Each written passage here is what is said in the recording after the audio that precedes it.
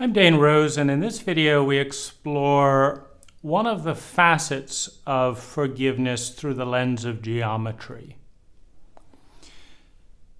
Now, all things are interconnected on some dimension. For example, one of the things that connects every particle of dirt on Mars and my fingernail is the gravitational constant. The law of gravity is acting light years away, and it's acting here. It's the same law. It's a dimension of integration, of integrity. Another aspect that's similar is light to the human eye. Light to the human eye on Mars, light to the human eye here, light to the human eye on other solar systems. So there's an interconnection of all things. And one of the things that subatomic physics reveals is this interesting malleability and interactivity between the observer and the feminine and masculine pole of energy. You can send a photon, and if you look at the photon in one observing and measuring device, it becomes, there's this, and I may not be doing this justice, but there's a single photon. And the question is, which hole is it going to go through? And it turns out that it goes through the hole that corresponds with the observer beyond time. There's another measurement, scientific experiment that looks at the particle and the wave. Is something a particle? Is it a wave? If you look through a wave measuring device, it's a wave. If you look through a particle measuring device, it's a particle. So there's this innate unipolar, unified energy. It's like the stem cell before distinction that can take any shape that is needed for the observer. There's a connectivity. What that means at some level is that the universe could not exist without all of its parts as it is. And we also know from physics that no energy is created or destroyed. It simply changes form.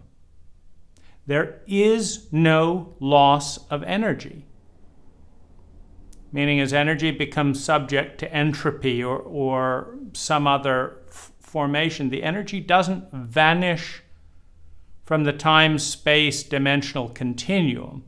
Rather, it moves from one thing to another. Traction on a car tire moves into heat, for example, and exhaust. But it's still there in a new pattern of energy.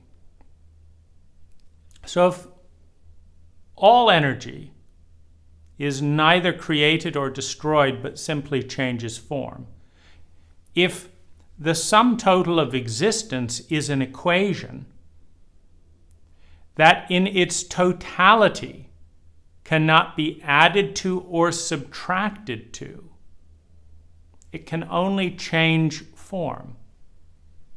You can take a finger, you cut it in half, you've got two halves of a finger, you cut it off, you've now got less on the hand, you've got an individual object, you now turn the blood into this, you do this, but it moves from one form to another.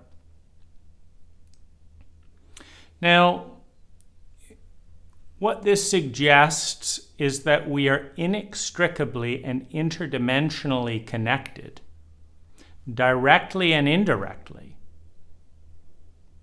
And I say directly and indirectly because on some dimensions it's an indirect connection.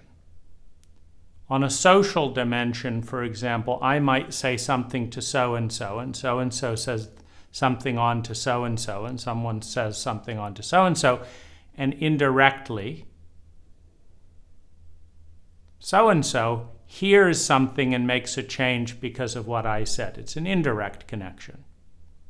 Other things are direct. Now, these are just on the dimensions that we are conscious of.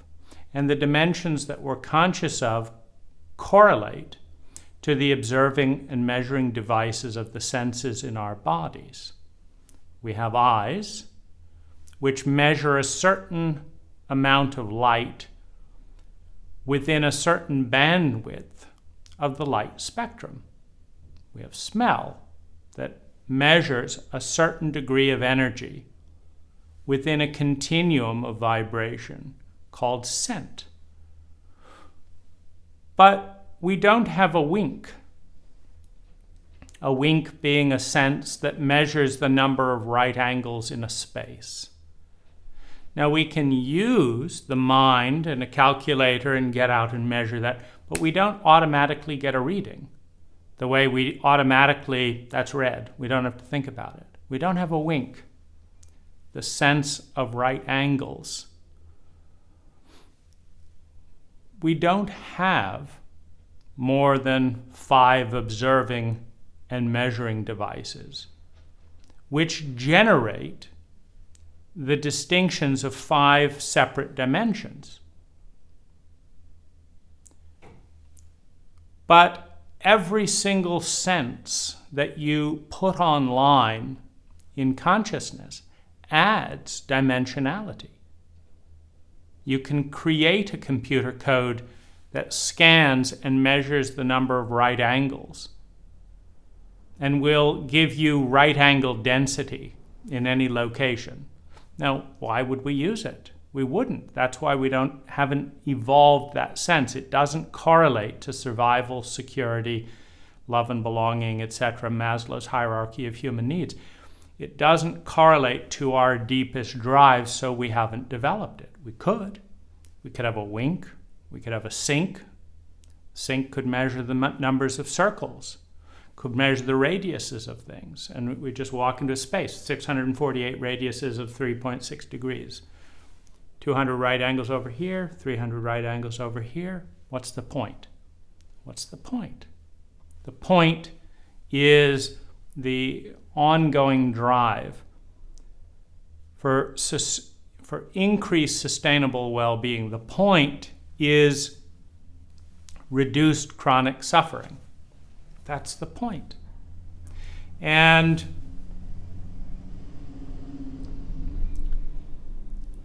within that point, which points us towards the hierarchy of human needs, within that point, we have meaning. We have an innate drive to feel sustainably better and to avoid feeling chronically worse. And that drive takes us towards new technologies, technologies of thought, paradigm technologies, theoretical technologies, ideas, words.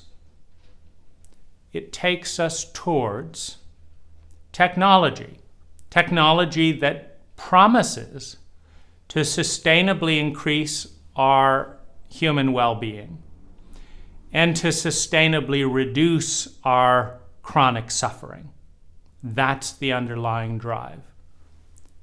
Reduce chronic suffering, increase sustainable well-being, move through the hierarchy of human needs: survival, security, love and belonging, self-esteem, developing our gifts, bringing those gifts effectively into the world to affect other people's well-being, and transcending the limited self by becoming a part, by remembering a part our part in a system of energy that is larger, that transcends the limitations of the ego. So, in that sense, this is our journey. And forgiveness is our focal point. It's an idea. And in order to look at this idea rationally, mathematically, we first have to look at the possibility field, which is infinite. The possibility field goes beyond the bounds of human imagination. What is possible is far greater than what a human can imagine, in part because a human is dealing with 5 senses, which reveal 5 dimensions in an infinitely complex and multidimensional reality. So when you're dealing with 5 perspectives, so to speak, you could say that smell is one perspective, sight is another perspective, sound another perspective, touch another perspective, of the same stuff. That's not all the facets of that stuff. That stuff can be refracted into as many distinct perspectives as there are sands on every beach on the planet. It's about distinctions.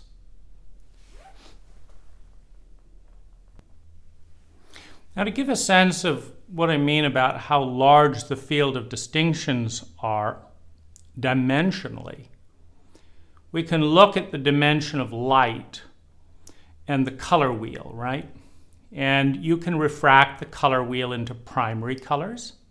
A computer or TV typically doesn't have more than 4 primary colors, out of which they create all of the different colors that we see in 4K on our screens. Now, a computer typically refracts the color spectrum into 256 million distinct colors. And that is not the limit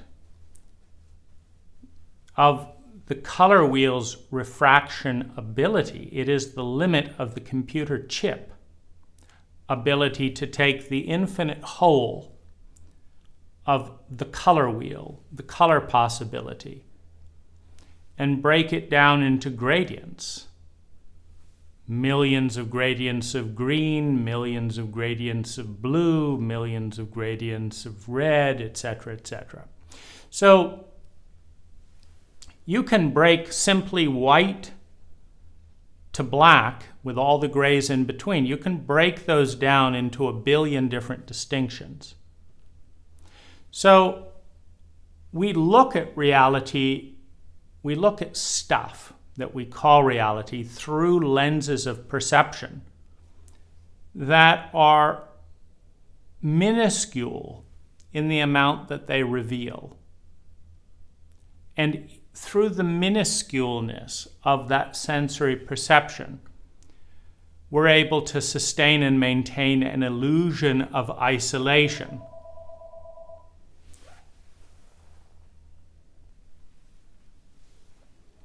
Okay, so we've got a little bit of a time segue here. So I'll continue in the same direction, but a non sequitur. The possibility field exists as a possibility field. It is a less dense form of energy, but it exists as that less dense form of energy. And the journey, you can look at the hero's journey, the separation from the status quo, the venture out into the unknown, the trials and challenges and the death, or the successful return and reintegration to transform, to revitalize the status quo. The journey of consciousness into particle, into distinct matter-based form identity, where the view of reality is the tiniest portion of reality, because most of reality is in the probability field, in the possibility field, and in the unknown, in that domain that exceeds human imagination. Now, from the perspective of the identity, there is good and bad. Because from the perspective of the identity, interactions with other energy patterns bring more or less well-being within the framework of paradigms, within the framework of beliefs, within the framework of modulation or attunement. You know, when you put 70 volts into a cell phone, it heats up, it catches fire, etc. When you put 1 volt in, it doesn't charge. When you get just over the voltage of the battery, then the electricity doesn't flow out, it flows in. The electrons move in rather than leaving the battery, and it recharges. And so identifying the object as a phone and identifying the phone as a purpose and identifying this is me, I'm a phone, or this is my phone, it's good. It's consistent with sustainable well-being. And to use, a 5.3 volt charger with a 2 amp, delivery, that's good. And 70 volts is bad. But as you step outside the framework of those paradigms, of those identities, good and bad loses meaning. Because when one is the possibility field, when one is the probability field, then the question becomes, is there integration? Is there love? Is there attunement? Is there awareness of all of oneself as an actuality, as a probability, as a possibility? And certainly of the 10,000 cultures or cults that have existed in human history, according to anthropologists, there are, every one of them has thought they were right. Every one of them had a status quo that was different. And, for some cults, being fat was a status symbol. For some cults, being thin was a status symbol. For some cults, being tall, a status symbol. For some cults, being small, a status symbol. The old, a status symbol. The young, a status symbol. So every cult in its evolutionary journey because you could also say there's only been one cult that has evolved slowly and interacted and transformed. But the way we look at it, there have been 10,000 cults, 10,000 languages, 10,000 belief systems and stories. And of course, a story is simply a map in the mind that has some correlation with reality. When you talk about a story of a cat, the cat isn't there, it's an idea. But if you say a cat rather than a fib one, you have an idea because you've heard the term cat, you have an image, and so you have a relationship between that sound and that reality that is cat. Whereas fibwan, it doesn't evoke anything because you've never correlated that sound with some animal or some object. So it's a weak story. It has nothing to do with your observing and measuring devices, your senses, your history. But you can, of course, tell stories that for one person would be gibberish and for another person would have incredible meaning because all of those sounds have been correlated and mapped out for particular meanings. Now, in any cycle, the sphere being the most significant geometric shape in the universe, being both the one, the totality, and an infinite number of lines or an infinite number of dots. The sphere is one and it is infinite. It is the whole, and it can be divided through curve, through wave, through particle, through lines, into masculine and feminine. And so the sphere,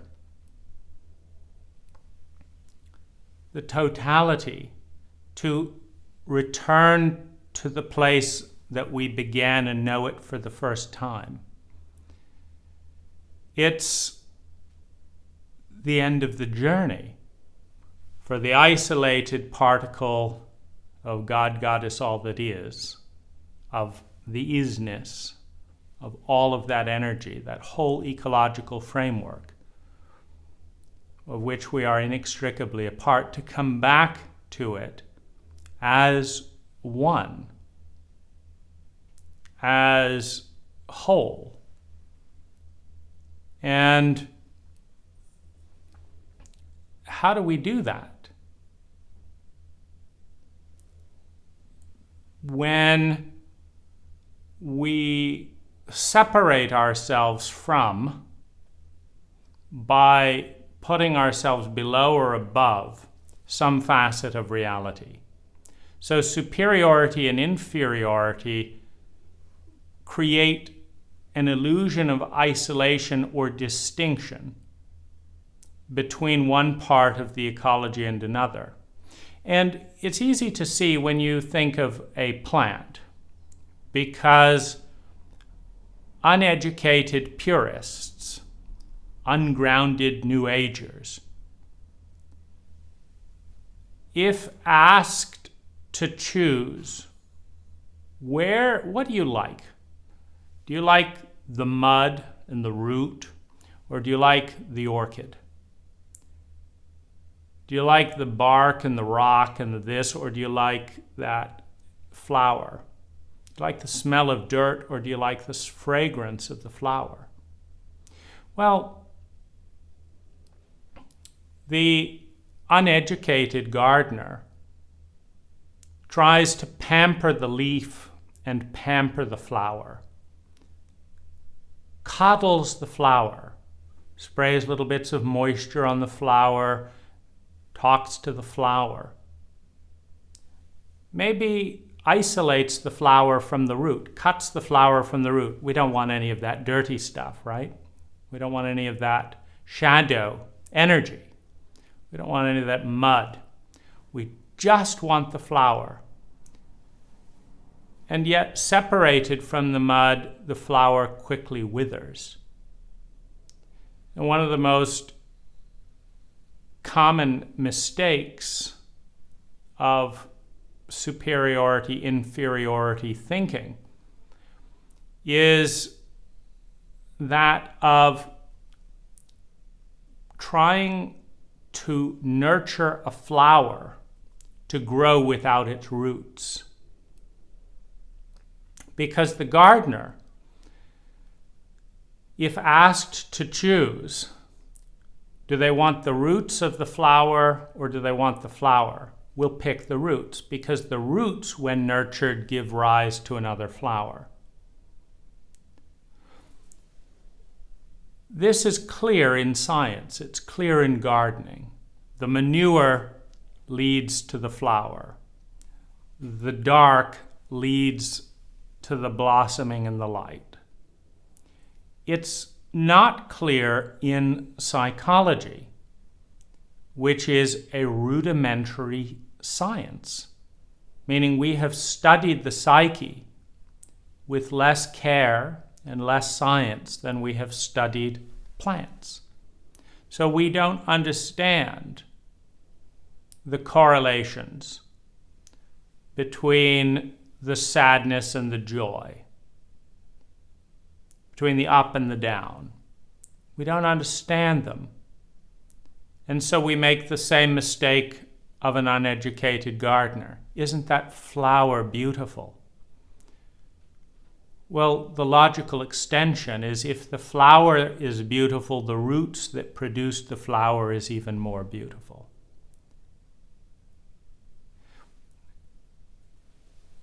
The possibility field exists in all directions. More efficient, less efficient. Higher, lower. Up, down. Fat, slim. Every continuum, every dimension has an infinite possibility field, each dimension being capable of breaking down into 1 billion separate gradations of the continuums that become conscious, looking through a particular lens with a particular dimension.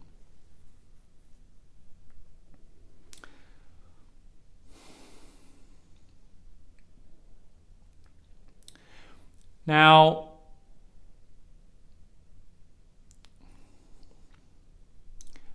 every child wants perfect love, is 100% innocent, is 100% open, and enters the human possibility field, probability field, actual field in a way that is asymmetrical, moderately graceful, not ideal, is indoctrinated into the cult of the particular culture and time at which that infant is born. And that cult has both scientific knowledge and cult bias. And the cult and the science, the cult of culture, and the science of culture, exist in parallel. The culture is racist. The science doesn't support it. The culture is bigoted. The science doesn't support it. The culture talks about the individual. The science cannot isolate an individual out of its heritage. You see, that individual doesn't exist without the parents that gave birth to it. It doesn't exist without the grandparents that gave birth to the parents, and on and on and on and on. And the human species doesn't exist out of context with its planet. So there is an ecological connection between the present, the future, and the past. Between one species and another, between one sense and another. There's an ecological connection that emerges in view. Now, unregulated energy in relationship to an identity causes violence, violation, trauma, pain, shock, and fear. When the giant of a parent hits an infant, it's an unregulated energy. It's not attuned. It's setting fire to the cell phone battery with 70 volts at 5 amps. It can't absorb the energy, so it destroys the structure. It destroys the container of identity. And it also communicates to the infant that one is in a reptilian era, because in the blossoming of the brain, through the reptilian brain of fight, flight, freeze, fawn, all fear-based, all pain-based, the crocodile mind in relationship to other predators, where the strong preys on the weak. The strong preying on the weak creates a virile, vital evolutionary process based on pain, based on fear, through the reptilian programming in the reptilian brain. But you do not get empathy, you do not get love. Love is not possible through the reptilian brain. It is a program of survival, not of partnering and collaboration.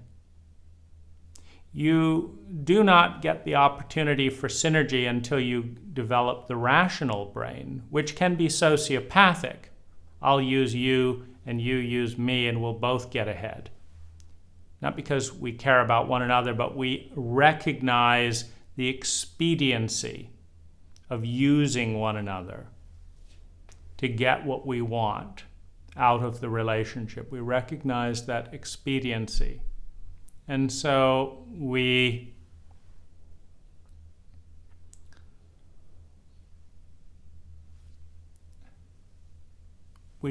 grasp the geometry of partnering, which is vastly expanding the possibility field, whether it's sociopathic partnering, two gangs working together, the CIA working with the KGB to get this and that.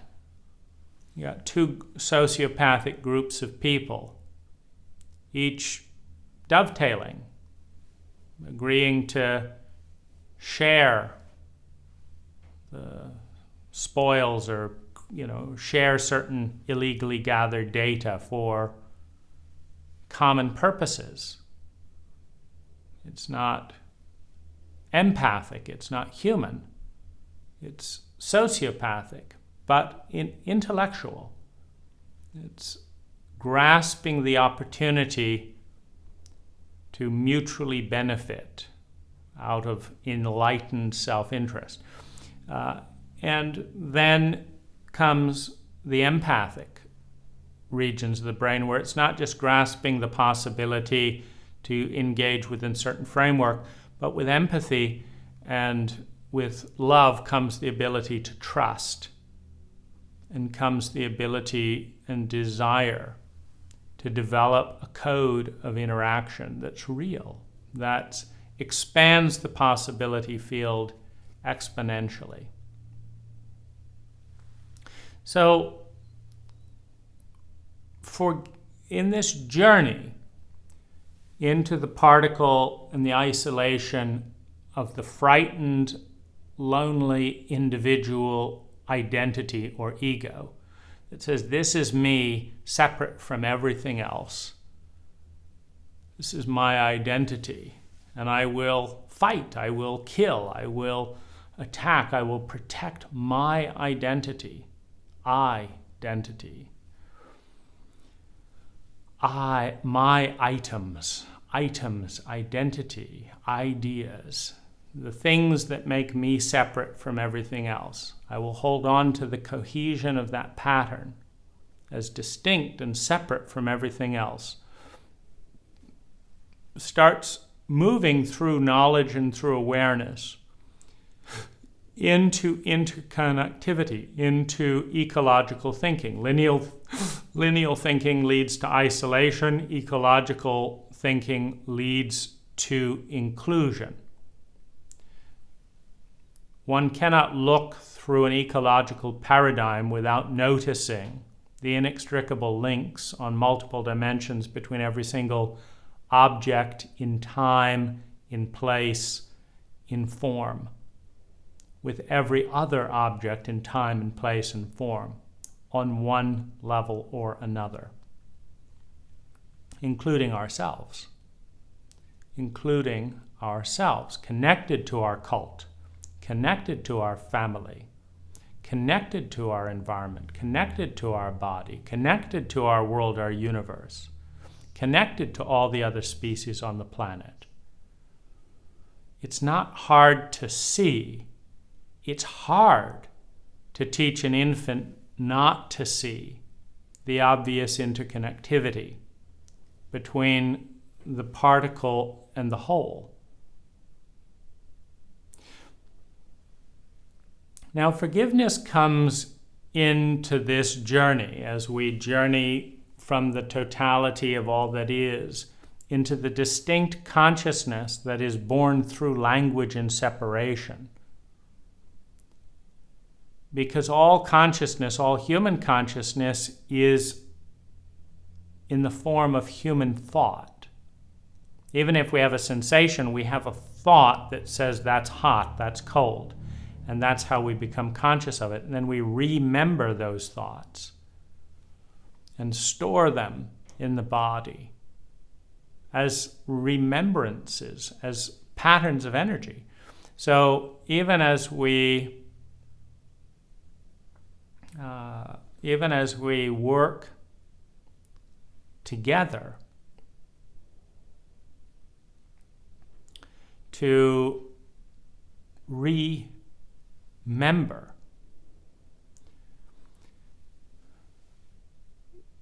the only thing that we're conscious of is our language, is words, and memories accessed through words, which give us the illusion of distinction from other words that define the boundaries differently than we're defining this boundary. Because if I say I have 2 arms and 1 head, I'm defining a boundary in words that seems to leave me distinct from everything else in my environment.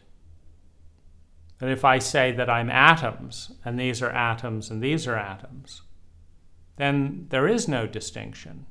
The distinction comes into awareness with language, with identity.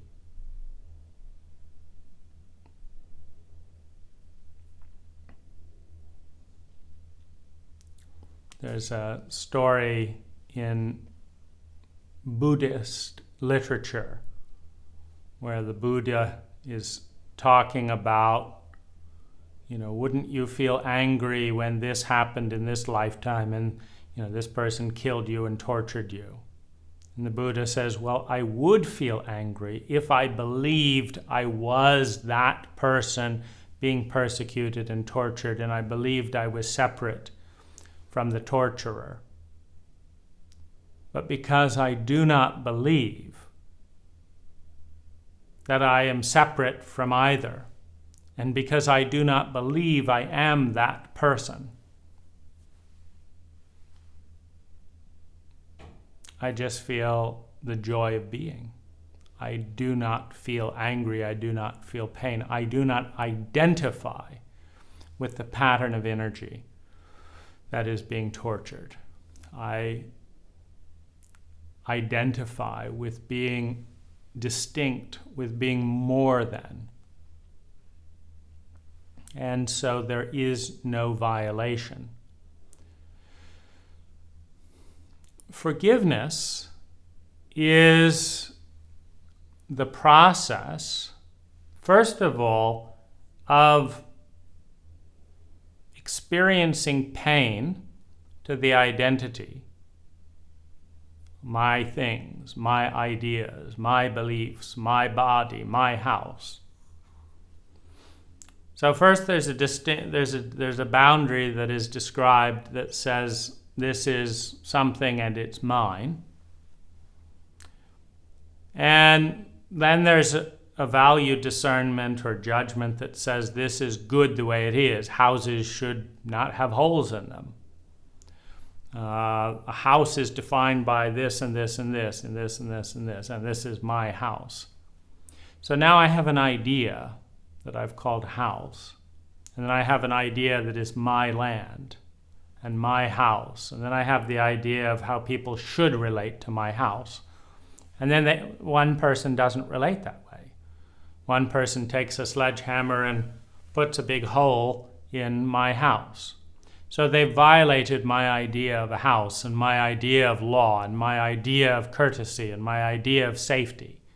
Those are all violated. And if I attach to those structures and ideas, then that person is the enemy of my identity. My I is damaged and weakened because of what they did. Now, if I am the identity, I am that which is weakened, then I am afraid of my death. This is me and it's dying, it's weakening. There's fear, there's trauma, there's pain. And so I resist. That's bad. You've got to stop.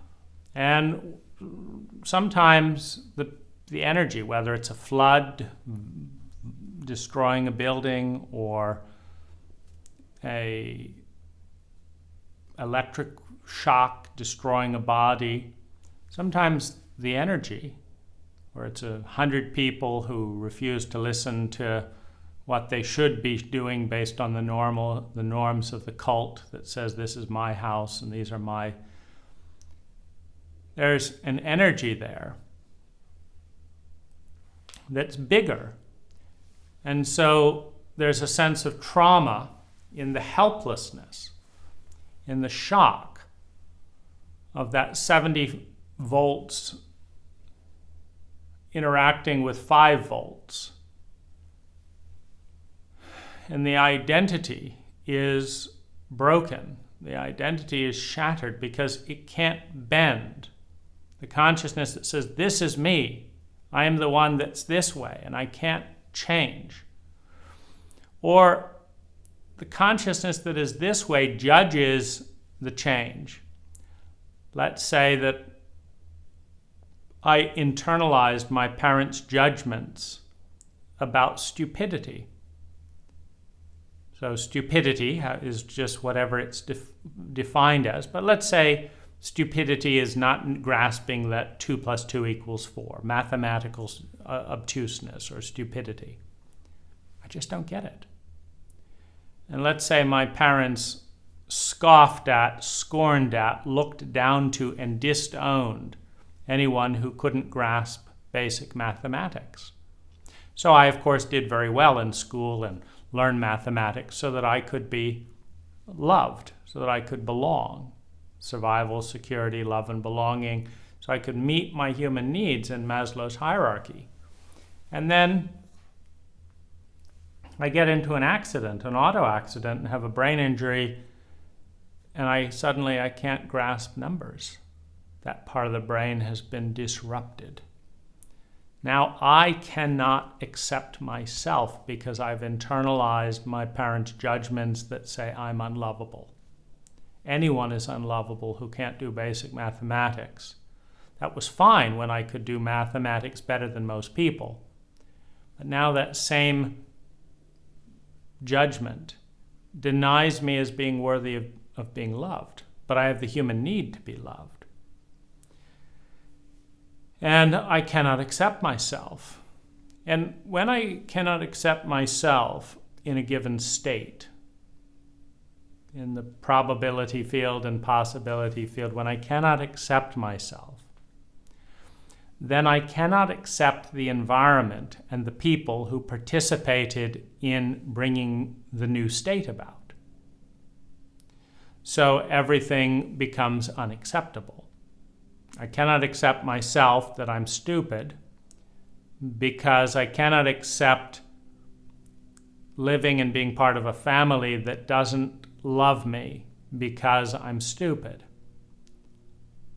But based on how stupid is defined, I have become stupid. But based on what I define as lovability, I am not worthy of love, but I need love. I need belonging. I need survival and security. And so I've got to destroy something. And you can destroy the idea that being stupid is unlovable.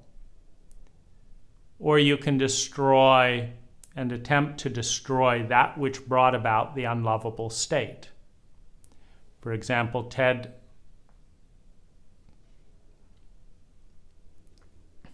Kavinsky?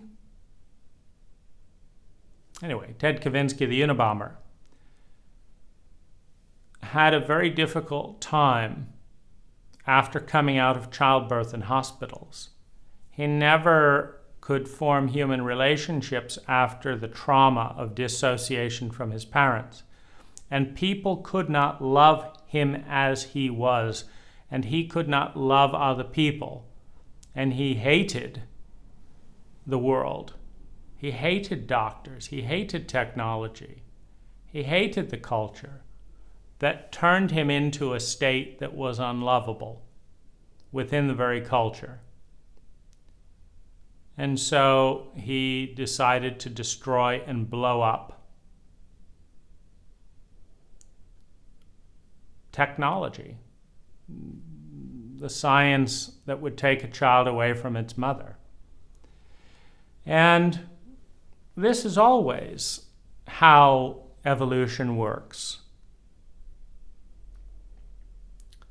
Meaning, if evolution produces a human being in a state, in a culture that is defined as unlovable, that culture has not reached its optimal potential and must be transformed into a superior culture as defined by the ability to love and accept everyone produced by that culture. For example, in American culture, we produce millions of homeless individuals who we define as bums and as less worthy. And so those individuals must destroy the culture that both creates them and then unloves and disowns them. Because the ecology doesn't work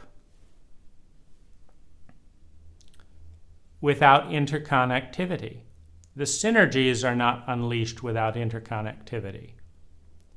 And interconnectivity does not work with judgment, with disownment, with abandonment, and with betrayal. Judgment and disconnection damage the possibility field for that underlying drive to feel sustainably better and avoid feeling chronically worse.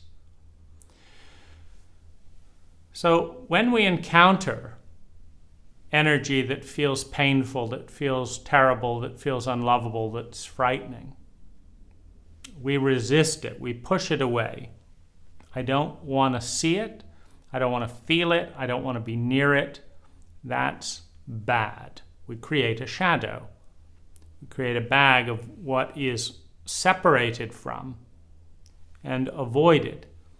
And this is a necessary part of evolution, as the identity is small in relationship to larger energies,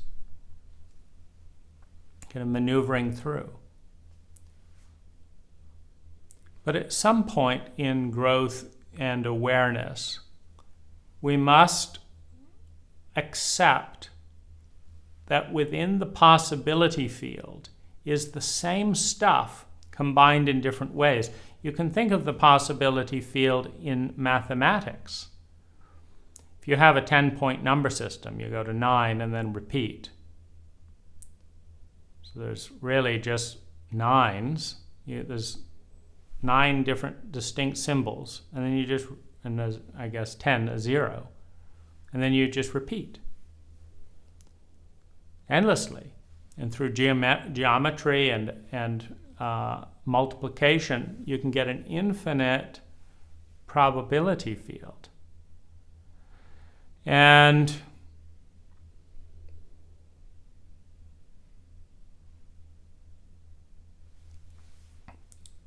in doing that, you can create anything imaginable mathematically. In zeros and ones, it's an infinite playground. And you don't get into good and bad until you have an identity. Because if 6 doses of belladonna helps your heart, and if 10 doses of belladonna kills you, kills your identity, your physical form, then you don't get to, you feel that 6 is good and 10 is bad, because 6 perpetuates your identity and 10 destroys your identity.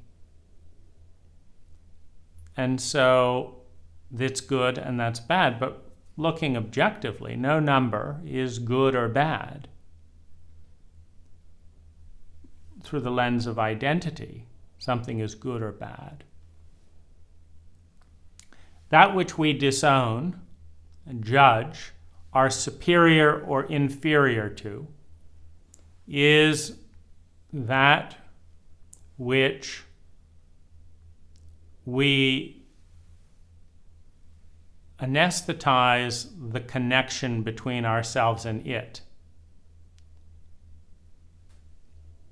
There is no technical isolation. It's an idea. You can say, for example, this is the idea of gasoline and this is the idea of matches, and matches are made with this and this and this. So if you look through that lens of identity, they're distinct, they have nothing to do with each other.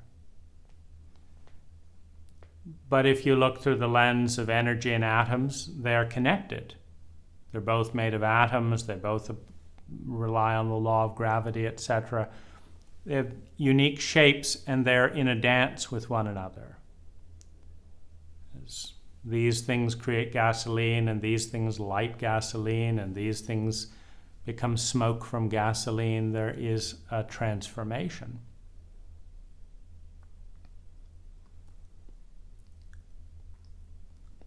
On the journey home, what we do not forgive is what we do not accept in ourself.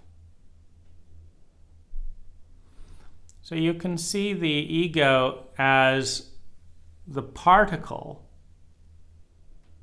of separate identity that is me in relationship with all that is, of which I am inextricably connected. And that the journey home, the journey back to God, to heaven, to all that is, the journey to optimal well-being, the journey to grace, the journey to excellence, to beauty, truth, and goodness, is a journey of reawakening and becoming aware of those connections, is a journey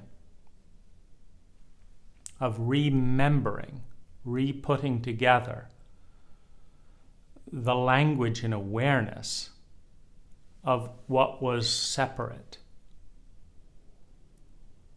so that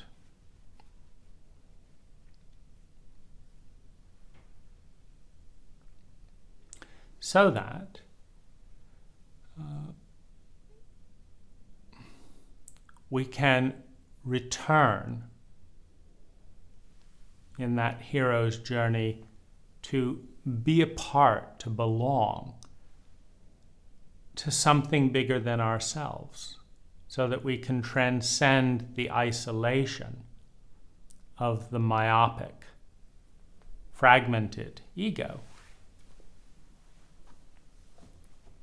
So in this process, you could look at it as ripples in a lake.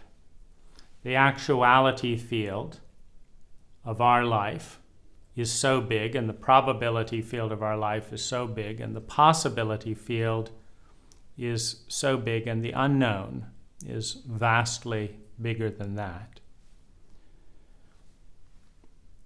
And everything that we encounter is energy in different formations, in different mathematical numbers. And based on our identities and our value hierarchy and our paradigms, some of those formations are good, pleasurable, beautiful, etc. And some of those formations are bad. That which we judge, deny, suppress, avoid, hate, fear, dissociate from, affects us in a circular direction. You can kind of think of it like eye gazing. If I have 10 meters of vision, and I look around and everything looks good in all directions at 10 meters, so I shift the gaze to 20 meters. I'm going around, then I see something I can't stand. I hate that. I don't like it. I don't accept that. That's not the way it should be. Now I'm in opposition. I'm dissociated from that. And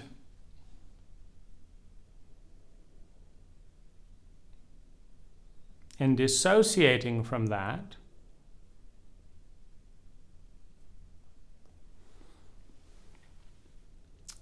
if I have to block it out of awareness, maybe I have to shorten my vision to 15 meters. Because eyes see 360 degrees. Whatever you're open to seeing, you see it in all directions. If you're open to feeling joy at 10 decibels or 10 units of intensity, then you're also open to feeling sadness at 10 units. You can't, in the circular nature of possibility, actuality, and probability, you can't block out and dissociate from and deny part of reality while expanding in the rest of it. The point where you can't forgive, where you hate, where you don't accept yourself is the point at which you hate, can't forgive, and don't accept another. I could never love myself if this, meaning that the cult that was impressed on me is incapable of loving this part of the human continuum. So I could never, being honest in my adoption of the cult, I could never love this part of myself that no one in my cult can love. And because no one can love this part of me, and because I can't love myself, I hate this part of myself. Now, because you and you and you and you and you and you and you and you were involved in creating this part of me that I hate you and you and you and you. And because you and you and you and you and you and you and you and you supported this part of these people, you gave birth to them, you didn't say something, you didn't do this, and so you behave this way, so now I was impacted. I hate myself as a cripple. And the school didn't protect me from being a cripple, and the bullies, weren't taught by their parents, and the culture doesn't do enough to teach bullies not. So I hate myself as a cripple, and I hate the bullies for crippling me, and I hate their parents for this and that and the other. I do not accept them. I do not want them. I disown them. I want nothing to do with them. I fling them out in all direction. And there it is. This part of the probability field. Now, it's not me necessarily, although usually what we hate, what we don't accept, etc., is in another, has something to do with the way they've made us feel, and that I do not accept. Or it has to do with just the blindness of my cult programming.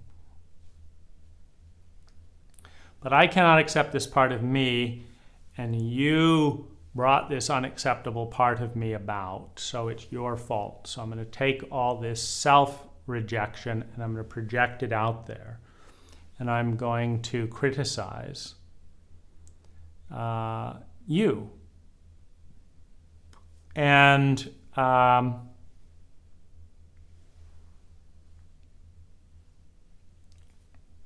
so there it is. On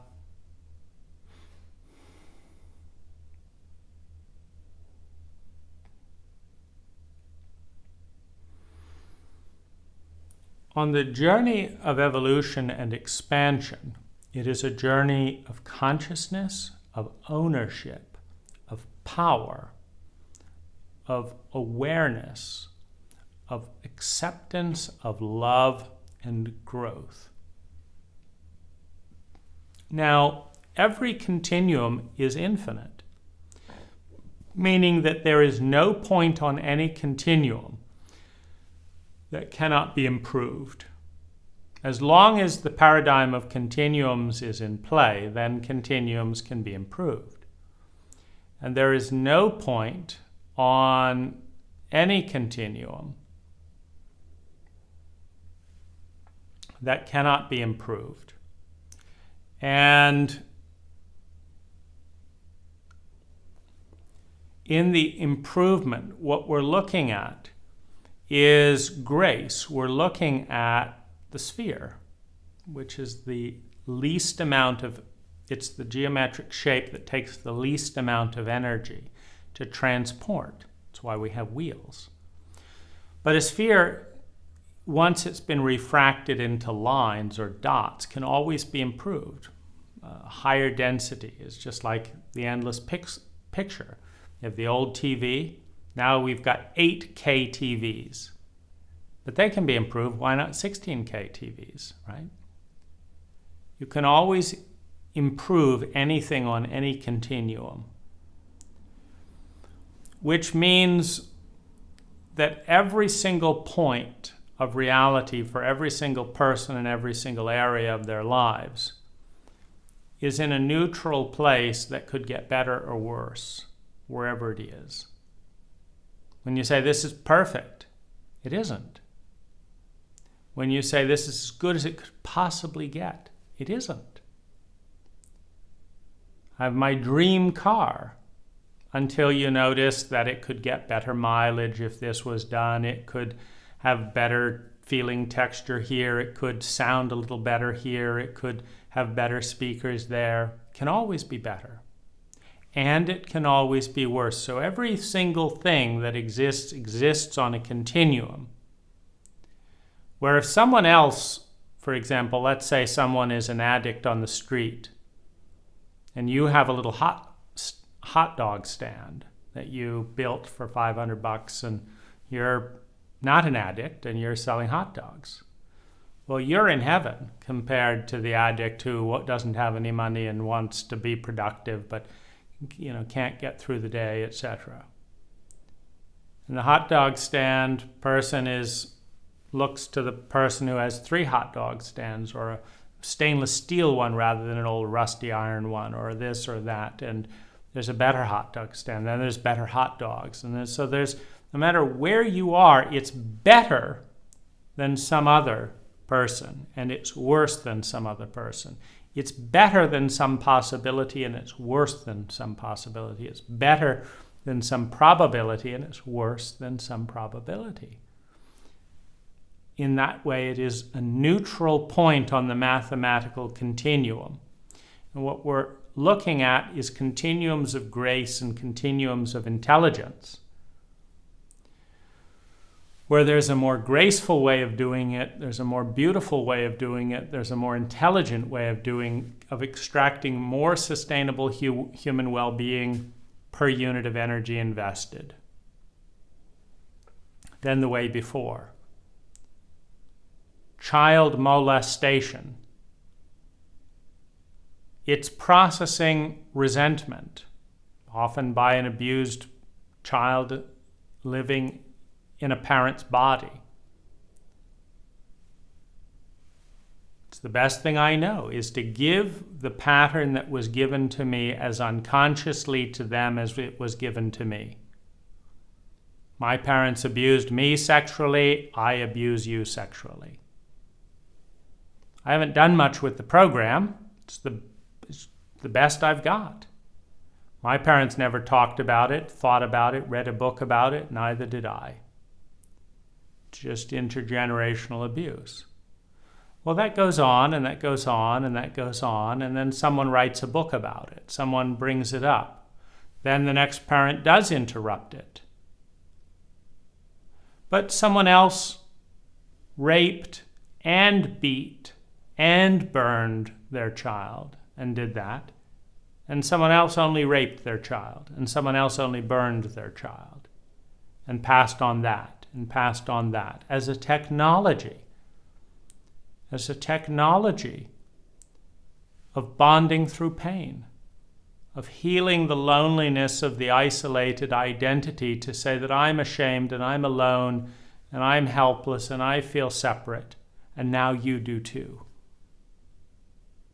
There's a story about the spread of AIDS. One of the ways that AIDS traveled around the world was a gay airline pilot. I think his name was Guy. He was a Frenchman. And right after fucking one of his victims, he would say, I have gay cancer. I'm going to die. And now so are you. Meaning I'm not going to die alone anymore. I'm not going to be so helpless and powerless because I feel like I can't heal my own disease. No one's giving this attention. World leaders are blaming homosexuals rather than healing and developing the disease. I'm in a sociopathic environment. I feel alone. But now you can feel alone with me. And I have power too. Not the power to heal, the power to infect enough people so that the world starts doing something. Because when you have disenfranchised, dissociated, sociopathic individuals, when homosexuals start dying of AIDS, President Reagan makes little jokes about it. Because we don't care about gays, we're Christians, right? So we're not going to fund it, we're not going to prioritize it until it becomes our problem. So when you have a sociopathic, dissociated culture, part of the evolutionary journey of a dis-ease is to infect enough people so that the culture owns it. If it's just the lesbians, just the blacks, just the gays, just the elderly, just the poor, we're not going to deal with it because we're dissociative. But if it's my sister and your brother, okay, fine. We'll let's prioritize funding healing this disease. So for the disease to be healed in a sociopathic environment, it has to spread enough to be everyone's problem. Like cancer gets a lot of funding because it affects the rich as well as the poor, the blacks as well as the whites. If it was just a niche group, it wouldn't get any funding. So part of the evolution of a disease is to spread until it gets attention to be responded to. So you could say that it's getting worse, or you could say that it's getting better. Because if it didn't spread, the bigotry and delusions of the isolated cult wouldn't respond to it. But now that I'm homeless, gee, housing costs really are too much. We've got to do something. Okay, well, when we're all working together, it's very easy to change things. So in a dissociated, traumatized cult,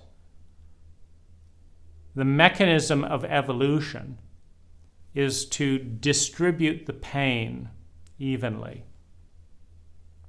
Well, for some people, they cannot accept that. That's wrong. That's bad. Pain is bad. Well, in the journey of expansion, in the journey of ownership, in the journey of grace, in the journey of synergy, in the journey of intelligence, the journey of love, the journey of excellence, we must become conscious of, understand, and love all that is. We must become all-knowing, all-doing, all-being, all-loving. We must return, we must remember the forgotten links between the isolated individual and the larger ecology of which we are a part by expanding to include it. And we cannot get bigger than our smallest judgments, our deepest hates, our deepest fear, our biggest denial, our biggest lie. The lie being, that's not me. I would never do that. Sure, those people over there are criminals and bad people, but me, I would never do that. If I was born into a bad family, if I had been injected with heroin, if I had been lied to, if I had had forefathers abandon me, if I had been raped by older men, I would never strangle 15 innocent women in a dark alley. It's just not me. I wouldn't do it. So as I'm expanding and owning my awareness of my actuality, my probability, my possibility field, I just wouldn't do it. I couldn't do it. Well, then you cannot embrace and own those individuals who did those things.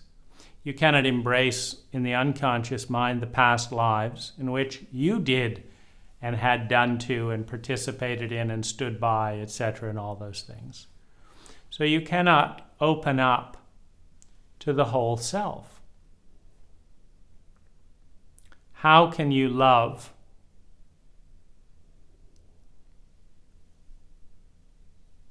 How can you bond with? How can you become one with that which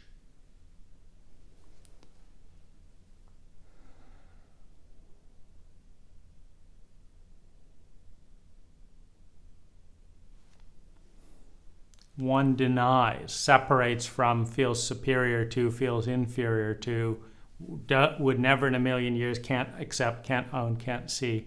How can I go there?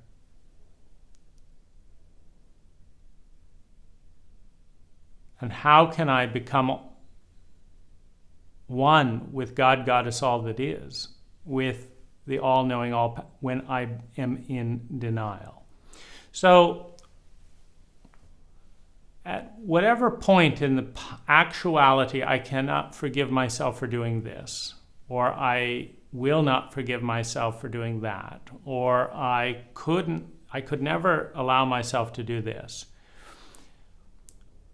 One of the interesting repercussions of not forgiving other people, see, I don't lie and I don't forgive them for lying, is there's a lack of connection. There's an isolation.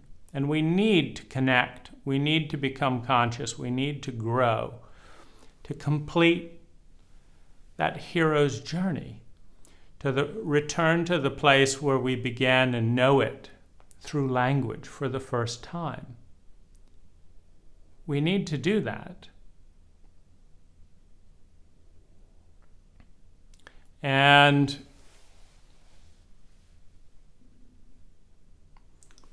in order to do that, we must understand, we must accept, we must love, we must recognize, and we must clearly see all that is, inside and outside, and understand the fractal correlation between the inside and the outside, the microcosm and the macrocosm.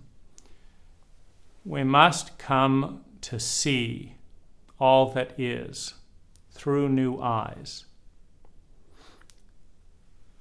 Eyes capable of bringing love, and through love, the transformation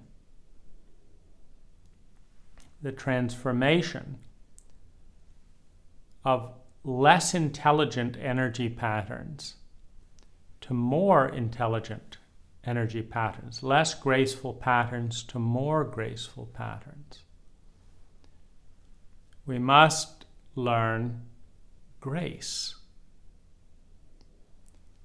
in order to come home, in order to become all that we can be.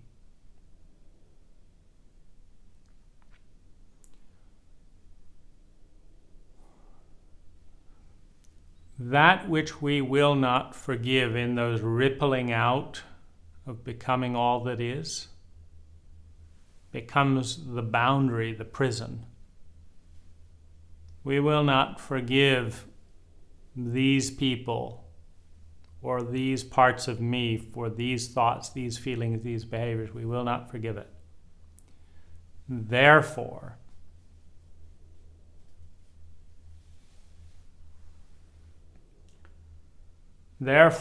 I cannot understand it. I cannot embrace it. Therefore, I cannot understand the mathematical connections between that part of reality and who I am.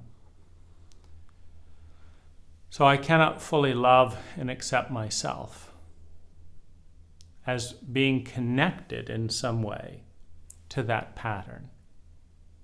And because I cannot fully love myself and cannot fully love that, I cannot grow beyond it because I am rejecting it. It's as if I'm water expanding and then there's a smell in the air as I hit the neighbor's property boundary. It's like I don't like that smell, I reject it. So I move over here and I move over here. But until I'm willing to enter and stop denying, fighting, suppressing, etc., that which is, I cannot bring love to it. I cannot bring attention to it. I cannot move beyond it in myself. And in one of the interesting flips, because growth is an inevitable game, success and conscious fun, grace, beauty, truth, and goodness is inevitable. We've already won. It is a game that cannot be lost within the setup of reality. It's just a matter of where, how, and when. We've already won. It is inevitable.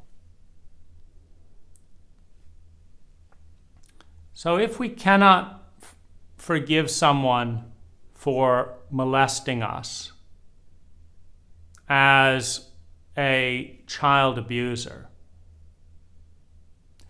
then we dissociate from, we deny, we suppress, we hate, we fuel energy. And we also say that we cannot forgive the child molester that is possible within us. I hate that possibility in me. It's unacceptable, unlovable. Well, one of the things that often happens when parts of the psyche are suppressed, denied, and partitioned and pushed away, one of the things that often happens